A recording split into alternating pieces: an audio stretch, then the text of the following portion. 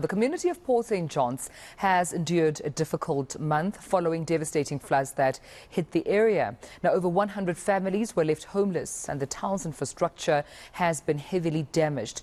We take a look at what's been done so far to try and rebuild and further assist affected families to put their lives back together again. Our reporter Ronald Masinda is tracking this story for us and joins me now for the very latest. Ronald, good morning to you, colleague. I just wonder, after those devastating floods, obviously the damage evident in Port St. John's.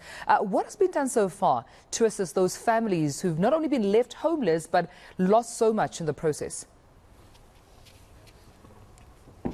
Good morning, Tumelo. Well, I'm afraid nothing much has changed in Port St. John's since those floods swept away over 1,000 people who have left displaced, and well as road infrastructure that has been damaged. Since we arrived here, we actually went on a tour this morning with the mayor just to assess the extent of the damage and some of the work that has been done. But it seems like there are delays, and this is detrimental to the economy of Port St. John's. Many rely on tourism to thrive financially. But I am joined by the mayor of Port St. John's. Thank you so much for your time. I mean, these delays are a cause for concern, aren't they? Yes, Ronald. We can't put more words in explaining that the economy of Port St. John's is deeply affected. You can imagine we had a long weekend. That is affecting the way people always come to Port St. John's to enjoy themselves. For example, on the road infrastructure, as you can see behind me, we are still awaiting Sandral, also on the R61 and this route that leads to Second Beach. We are awaiting them to finalize their processes because we are told that though it's an emergency, but there are things that have to be followed in a proper manner. They have to make sure that they have designs that are done to deal with this. And at the same time, there's a contractor that has to be appointed. So they are working on those things at the moment. And it's difficult for them to give me time frames now on exactly when they can start the work. But they are working on those things. Let's touch on human settlements. What are the issues there? Because you took us to some of the sites belonging to the municipality where there are structures. Why aren't we seeing building take place? Yes, the structures are there. They were delivered especially on time during the floods. But the unfortunate part is that one of the structures has been erected in Ward 5 for an 100-year-old lady. That structure is the one that Human Settlements is saying they are assessing that structure, that it is in good order so that they can proceed with the other structures. So we are awaiting that certificate that will rule that that structure has been done by the contractor, is in good shape.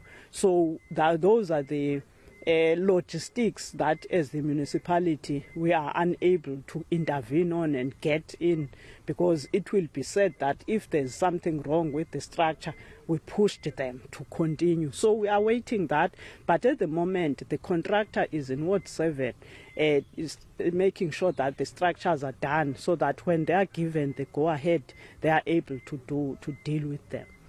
When President Cyril Ramaphosa was here, he made mention that government and other stakeholders have hit the ground running. There will be plans to sort things out here in Port St. John's. We're here to see that. How frustrating is this for you? Because you anticipated that by 3 weeks from that time, that people will have temporary shelters. Yes, it's very frustrating, Ronald, because people await something to happen immediately.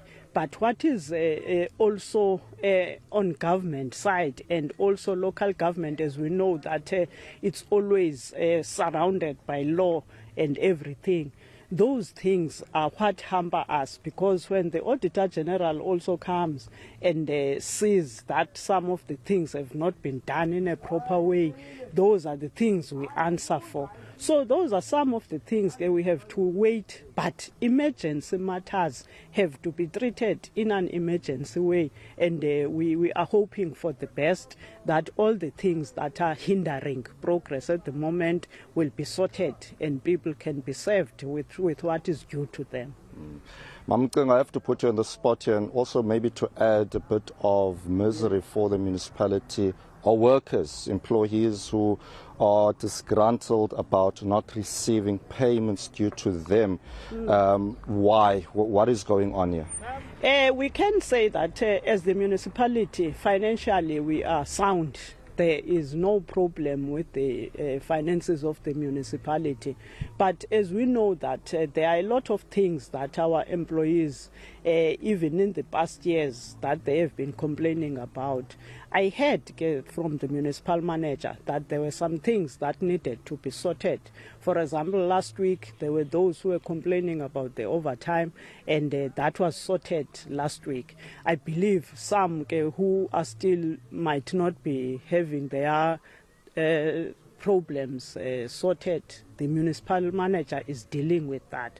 But I can assure you that our employees, we applaud them for always making sure that when they experience such, they don't go to the street, they don't do what was usually known about Port St. John's, but they engage with the management whenever they face challenges. But last week I heard about some of those, and another group has been paid.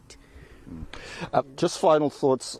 In as much as we've discussed the issue of human settlements and road infrastructure, are you receiving any other support? Because there are people who still feel that there have been empty promises made. Yes, I would like to say through the support of the media, for example, right now as we are talking, the whole world is seeing the plight of Port St. John's.